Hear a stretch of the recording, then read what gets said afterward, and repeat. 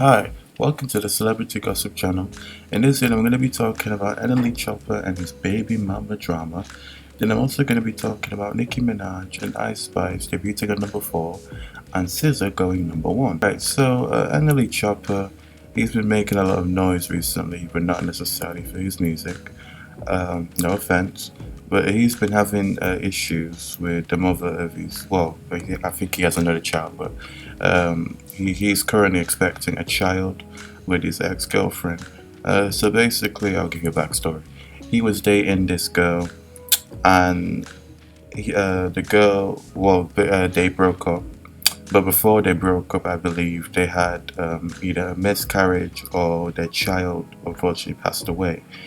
And obviously that was difficult for them. That was rough. That was a rough time for them. And NleChoppa alleges that after this, obviously he gave her IVF, and they used IVF to try and have another child. But he claims that that was used as like a way to basically give her what she lost, right? Because obviously she had a miscarriage. But obviously his ex-girlfriend, who is now pregnant, is now alleging that he tricked her and that he told her that they would be together and stuff like that. But he's denying this, and he's saying that, look, I only did this IVF with you so that we could have the child you wanted to have. And obviously the kid that they were going to have unfortunately passed away. So this is what his girlfriend said. And since we want to talk about real shit, let's talk about how you lied in that YouTube video. And you told me that if I was to make a video and tell the truth, that you was never going to talk to me again. I got them motherfucking text messages right there. Let's talk about how 2 days before they're going to inject the baby in me, you make me go get this fucking tattoo. Or you said that you was going to fucking call the doctor and cancel it. Remember that? You lying. You're a liar. You're a fucking liar. We made a deal. And the deal was, you asked me to have this baby and let you do you. And I agreed. But you never said I would have to do this shit by myself. If that was the case, I would have never done this shit. You paid for this shit. I can go be with somebody else who really want to be here and be a daddy. You're up. You're up. I thank God for letting me experience something like that. Because I've never experienced that kind of love before. And this is NleChoppa's response. How did you guys go from that to expecting a son now? So previously she had a miscarriage when we was in the process of conceiving. Well, she was in the process of conceiving. And she's always had miscarriages, not to put her business out, but even moving forward, I knew I was growing and I knew where I was heading, and I knew I was heading to the point of me not wanting to be around a person relationship wise. I just wanted to be, in my own vibe, single pretty much. Yeah. But I felt like I kind of left at a dead end if I didn't provide her something. At least there was a piece of me knowing what she been through or what she been going through. So, she brought to my attention the IVF thing, and I kind of, paid for the IVF stuff to get it done, and just let her know, that was pretty much me just saying, I know that I'm heading this way, but It's your parting gift? yeah, on a sense. And I was like, even though I probably can't be the best man for you relationship wise, I hope that you can see a part of me in the innocence of my son's eyes, and just knowing I probably can't provide, just the best relationship, but I could be the best father for sure. So they've basically been going back and forth. And here's my thing, right? I feel like they could be, I don't want to say truth to both sides, because that would sound a bit contradictory, wouldn't it, to say it's true that he did basically let her know, look, this isn't us getting back together, and there's truth to what she's saying now. Oh, he led me on. Oh, I thought we'd be together, because apparently he hasn't really been there like that, and she feels some type of way about it. She's been on Twitter having meltdown. I don't want to say the word meltdowns, but that's what she's been having. But I will say this, right? I don't think he necessarily led her on, but it is possible that he probably was still entertaining her. I think that could be true.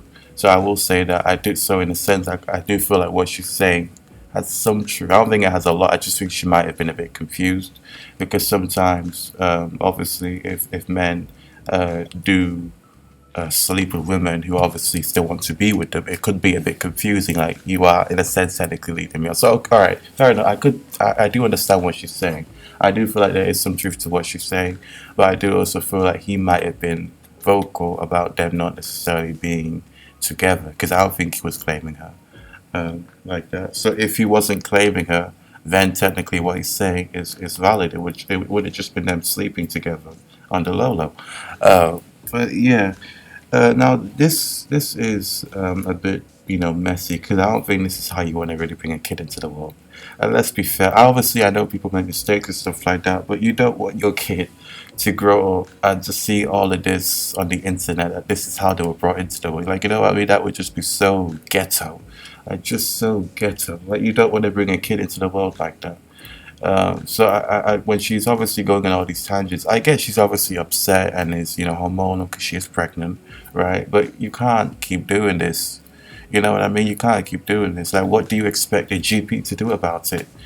We obviously know NleChoppa's a bit sloppy. He had some video of him literally holding onto girls' hair, like they were dogs. He is very, very sloppy. People know this. People know this. So this isn't very new when it comes to him. No offense.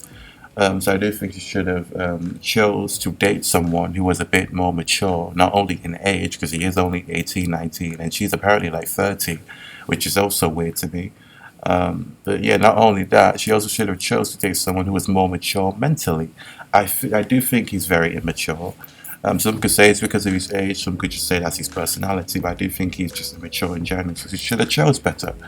But anyway, moving on from that, congrats to Ice Spice and Nicki Minaj. Their song Princess Diana did debut at number 4 on the Billboard Hot 100. Now there was some controversy to this because I did see a lot of predictions saying that the song actually sold more than Billboard is saying, because Billboard is saying that the song sold about 77k in pure sales. Obviously it sold more than that because obviously it had streams as well. 23 million streams, by the way. But according to the predictions, the song actually sold around 130k in pure sales. So that would have meant that they would have filtered out over 50k in pure sales. Now, this isn't really surprising if you think about it, 'cause to be fair, Billboard have done that to Nicki Minaj before. They filtered out Do You Have a Problem, which is why it went to number 2. They filtered out her album Queen, which is why it went to number 2.